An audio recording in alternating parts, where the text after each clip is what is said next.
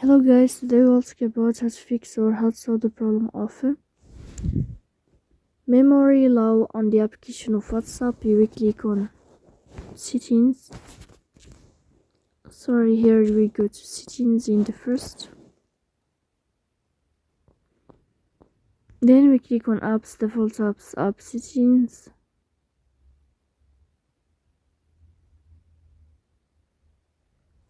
Here we go to the sign of WhatsApp and you'll enter.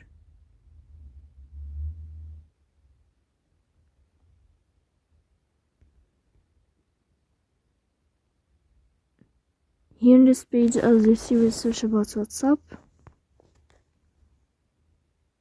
Then we click on first stop and you will click OK. Here you will enter the storage. And then we click on clear cache.